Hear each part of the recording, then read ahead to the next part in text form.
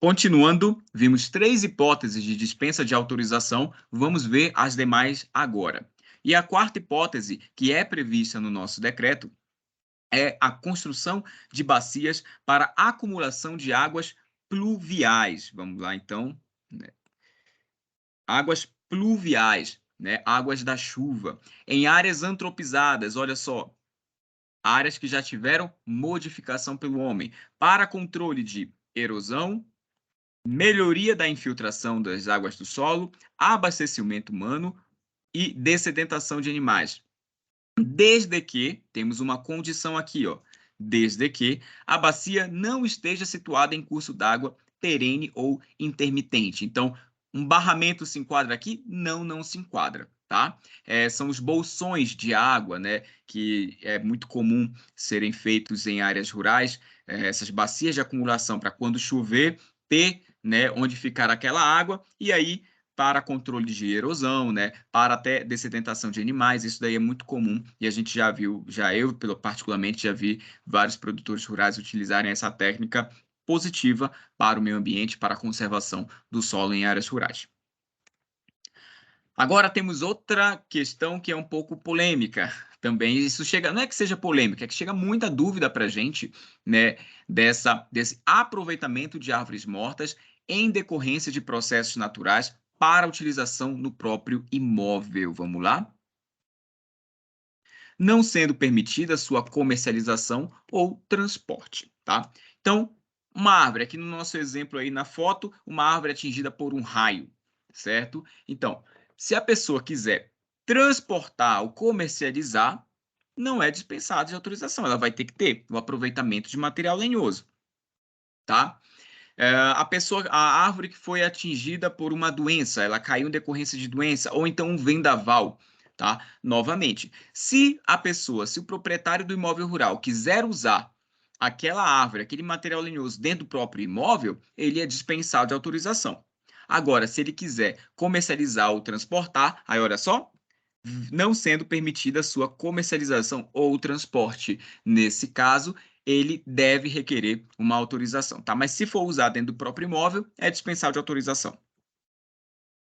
A abertura de picadas e a realização de podas que não acarretem a morte do indivíduo. Isso daí é comum, né? Levantamentos topográficos, geralmente tem que fazer picada, tá? Então, nessas situações também é dispensada de autorização. Eu acho que no decreto tem o conceito de picada também, pessoal, é bom a gente ver lá.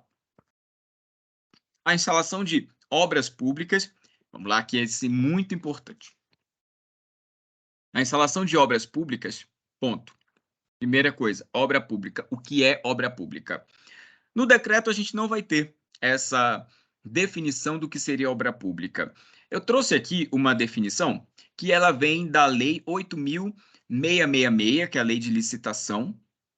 Tá? Acredito até que essa lei foi substituída recentemente, né? Mas ela traz um conceito que é o que a gente tenta aplicar dentro nessas situações, que é obra é toda construção, reforma, fabricação, recuperação ou ampliação por execução direta ou indireta pelo poder público. O que isso quer dizer? A prefeitura ela vai fazer a obra, então é uma execução direta do poder público. E aquela obra, uma ponte, por exemplo, ela é uma obra de interesse público realizado pela prefeitura. Então ela se enquadra como uma obra pública. Agora, a prefeitura ela contrata uma empresa para fazer aquela ponte. É uma execução indireta do poder público, né? Então a empresa ela vai fazer, só que a empresa está executando uma obra que ela teve ela teve ela tem esse contrato, né, com a prefeitura, tá? Então, essa que é a questão da obra pública. Qual o objetivo daquela obra pública? Lembrando que, por exemplo, linha de distribuição, isso é muito também que chega para a gente. Proprietário rural, ele quer ligar da linha de transmissão uma energia para a casa dele. É da coletividade? Né? Não, né? Ele quer ligar para a casa dele aquela linha. Então não é uma obra pública aquela, porque o fim não é o público, não é a coletividade. O fim é aquela propriedade rural, tem uma pessoa que é o objetivo, a destinação daquela obra, tá? Que vai ser beneficiada com aquilo. Logo, não é considerada obra pública, entendeu? Então é só isso que a gente tem que ficar atento. E tem a segunda parte dessa dispensa de autorização, que ela também é muito importante. Desde que não implique em rendimento lenhoso. Desde que não implique em rendimento lenhoso.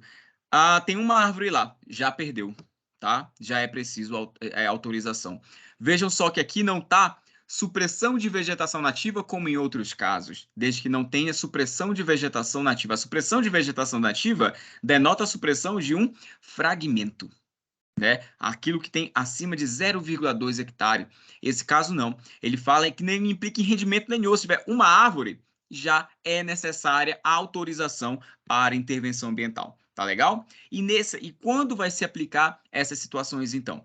Elas serão aplicadas para intervenção em APP sem rendimento lenhoso, bem como também obras em fitofisionomias campestres, que não têm rendimento lenhoso. Nessas situações é quando pode se aplicar a dispensa de autorização do inciso 7, tá legal? Do decreto 47749. Então vamos seguir.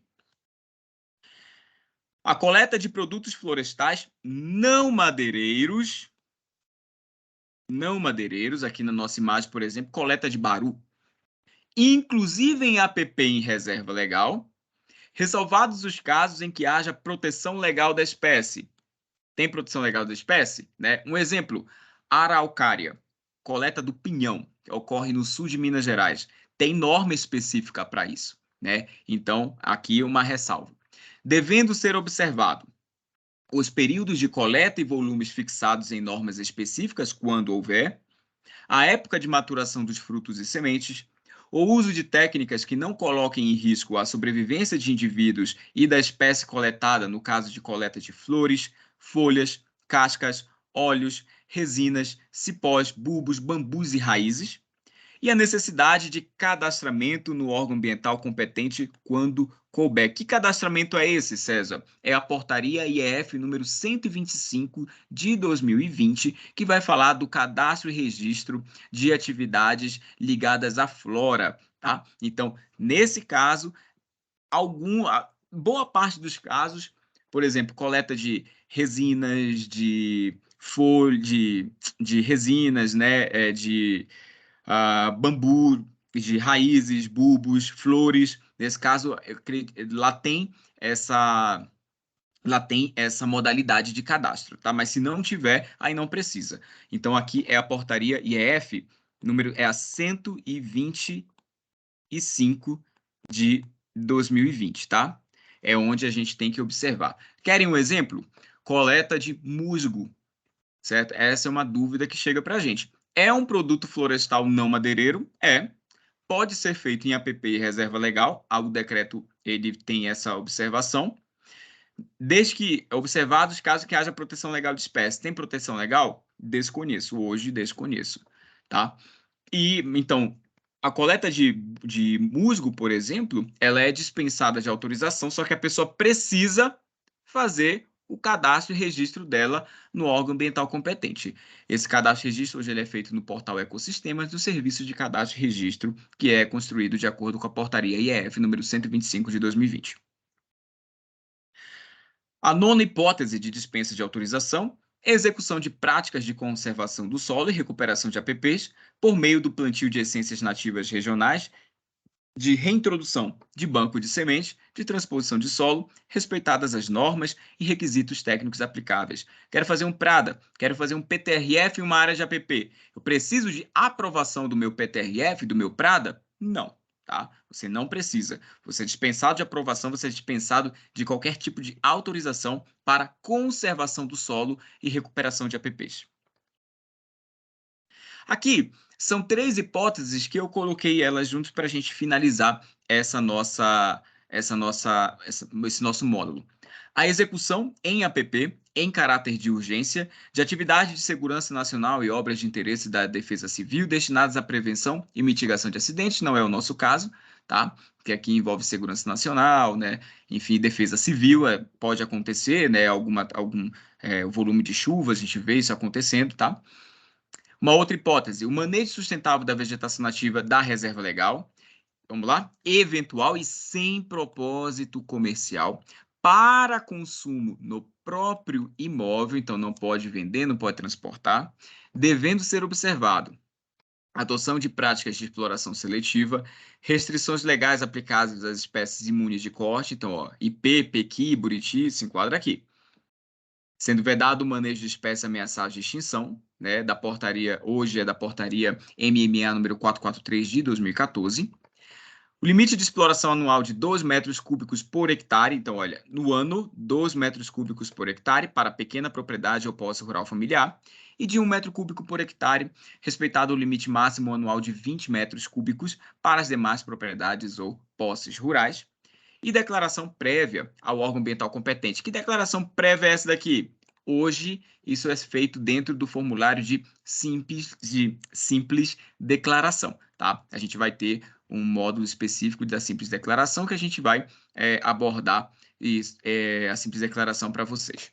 E por último, temos também aqui o inciso 7, 7 não, 12, né? Que é a colheita de floresta plantada em APP consolidada. Olha só, eucalipto, por exemplo, em APP consolidado, que é a APP consolidada, né? Aquela que respeita, que foi antropizada antes de 22 de julho de 2008 e respeita as metragens mínimas lá do artigo 16 da Lei 20.922, certo? Esses são os casos nossos de dispensa de autorização e a gente se vê no próximo módulo. Até lá!